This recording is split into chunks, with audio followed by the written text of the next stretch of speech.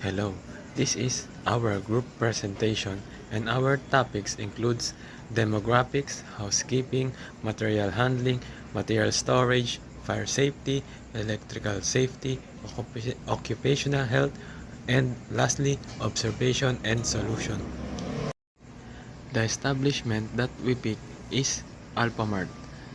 Alfamart. Alfamart is the first and only super mini mart in the Philippines that is found in communities. Alfamart offers Filipino families basic foods, fresh meat, poultry, and vegetables as well as food-to-go products. It also offers services such as ATM, bill payments, and prepaid loan.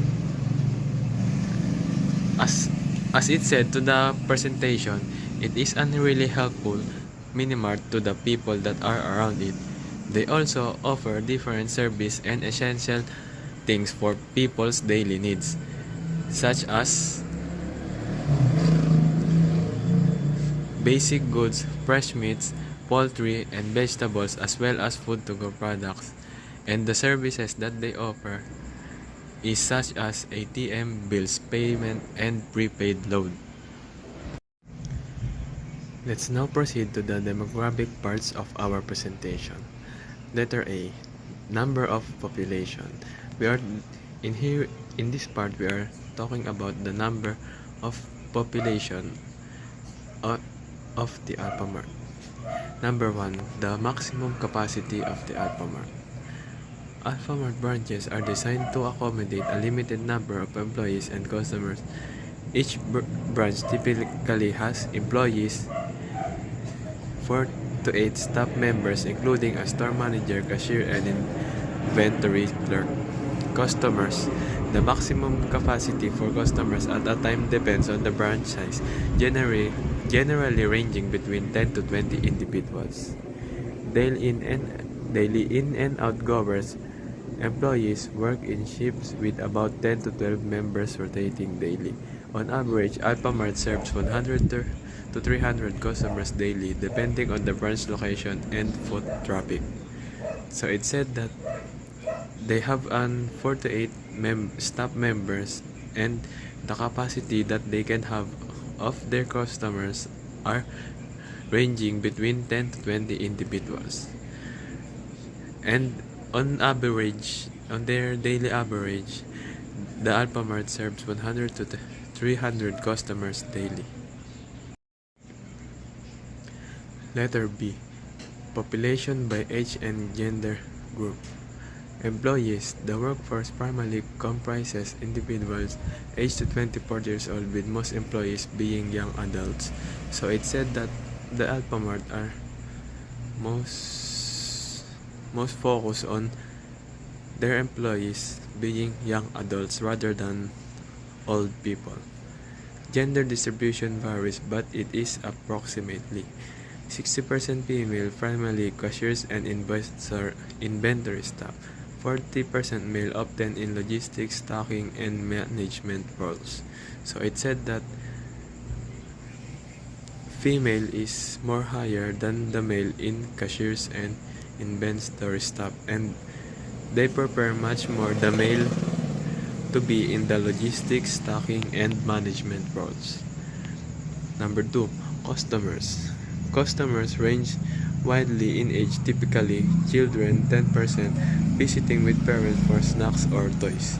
Young adults 40% purchasing groceries or personal items. Adults and seniors 50% buying household essentials. Gender distribution among customers is fairly balanced, with a slight tilt toward women, 55% as primarily household shoppers. So it said that their customers are morely adults and seniors. And they also find that in the gender that most women are their household shoppers. Let's now proceed to the next part, the housekeeping of Alfamart. So the Alfamart implements all of the 5S philosophy for their mini-mart so that they can ensure the cleanliness, organization, and efficiency of their mini-mart. They implement the 5S, that is the sort, set in order, standardize, and sustain. Sort. They they remove all the unnecessary items that they identified. Set in order. Products are systematically arranged on shelves based on category and demand.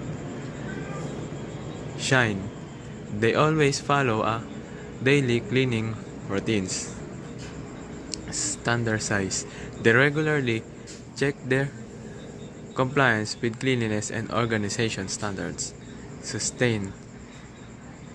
Staff members are motivated through rewards and recognition for maintaining a clean and organized work environment.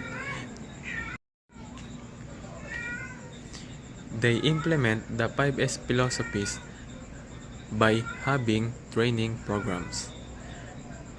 All Alfamart employees are all going on training on 4 5S practices. And they also have daily and weekly routines. All their cleanings have schedules that are strictly followed. Weekly audits are performed by supervisors to ensure the store organization aligns with company standards. Upper lifting. Material handling.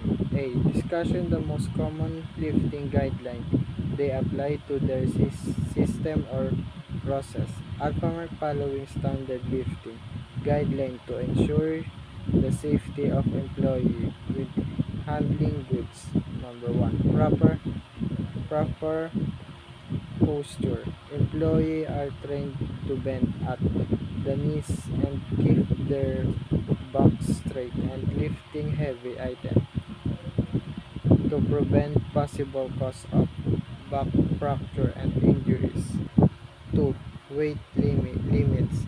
Single person lifting a limit to manageable weight, usually between 20 to 25 kg to prevent injury. Heavier item require team lifting or the use of mechanical equipment. Lifting heavy load required the use of machine or the help of people to avoid injuries. 3. Clear pathway. Paths for transporting goods are kept clear to minimize risk of tripping or accident. The path must be clean and flat to avoid possible accident for heavy lifting. Safe gripping. Employees are to use both hands for a firm grip and keep the load close to the body for better control. The heavy object must be handled firmly and carefully so that it does not slip and cause an accident. Let's now proceed to the letter B and C of the material handling of the Alfamart. Let's first talk about the letter B. Identify the manually powered handling equipment that they use. Alfamart employees various manually powered equipment for handling goods within stores and storage areas. Trolleys and hand trucks. So the Alfamart, they use trolleys and hand trucks. They are used to transport boxes and items from the delivery vehicles to storage areas or the sales floor. They also use storage bins and containers. They have the lightweight containers and they are using it so that they can organize and transfer smaller items. So they use this for the smaller items that delivers to them. They also use pallet jacks and it is manual. It is commonly used for moving pallets with goods in storage or stock rooms. Let's now proceed to the letter C. Identify the mechanically powered handling equipment that they use. For larger scale operation and warehouses, Alfamart utilizes mechanically powered equipment to improve efficiency. So they use some mechanical powered equipment so that they can improve their services or the efficiency of their mini mart. They use forklifts. These are they are using this so that they can distribute centers for lifting and transporting heavy pallets. So they use this for heavy pallets. If if manpower can handle it, then they are gonna use mechanically powered equipment. Electric pallet jackets. These are used in large stores or warehouses so that they can move heavier loads over long distances. So they use this example like delivery like that. Conveyor systems. It is installed in some distribution hubs for automated material movement. So they also do some material handling practices. It includes training, regular maintenance, and load labeling. In training, their employees are trained for proper using of the both manual and mechanical handling equipment. And then for regular maintenance, they are undergoing routine checks too, so that they can ensure safety and efficiency. And lastly, the load labeling.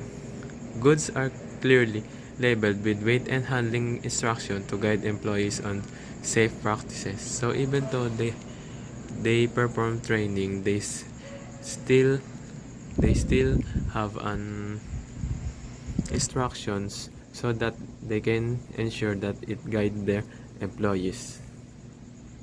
Safety and compliance. Number 1. Illumination. High efficiency LED light evenly distributed to ensure proper visibility in all area of the warehouse. Emergency lighting system installed for power outage to make the work of worker in a company clear and orderly and avoid those that may cause risk. 2. Ventilation. Proper ventilation system including exhaust fan and air circulation unit to maintain air quality and prevent overheating of storage goods. Regularly check to ensure ventilation efficiency to prevent damage to equipment that heat up quickly and to help worker not to suffocate. Fire exit. At least two clearly marked and easily accessible fire exit located at opposite end of the facility. Fire exit sign illuminated and visible even in low light condition to prevent people from crowding at the fire exit and so that people can leave the area quickly and no one gets. Material storage. The Alfamart has a warehouse that is well organized and efficient and safe storage. It features they have the spacious layout that zones for various materials. They also have an durable industrial shelving so that they can maximize their storage and that it can handle heavy loads. They also have an wide wide aisles so that they can move freely and access different equipment easily. Safety and compliance, illumination, high efficiency LED lights evenly distributed to ensure proper visibility in all areas of the warehouse. So it said here that the Alfamart have an LED lights and it is evenly distributed so that they can see in a proper way. Emergency lighting systems installed for power outages. So they have an emergency lighting so that if the power goes out, they are ready. Ventilation. They Alfamart have made sure that they have a proper ventilation system. This includes exhaust fans and air circulation units so that they can maintain air quality and prevent overheating of store goods. And also they make sure that they regularly checks their ventilation efficiency. Fire exits. They have at least two clearly marked and easily accessible fire exits located at opposite ends of the facility. So as it said, they have two fire exits at their minimart. They made sure that their exit signs are visible even in low light conditions.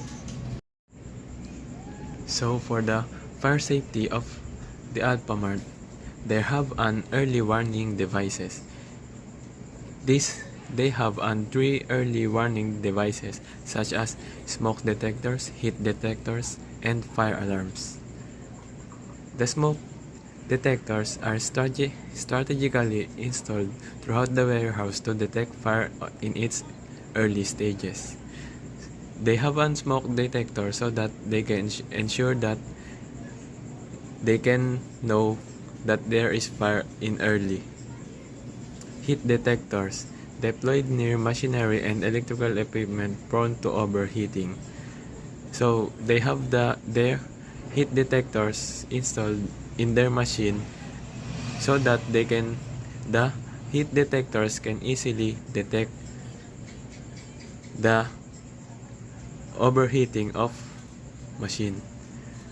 Fire alarms integrated with detectors for audible and visuals alert to notify workers immediately. They have installed a fire alarm so that they can make sure that all their workers are notified immediately. Fire safety equipment. In their fire safety equipment, they have four, including fire extinguishers, fire hydrants, sprinkler system, and emergency blankets.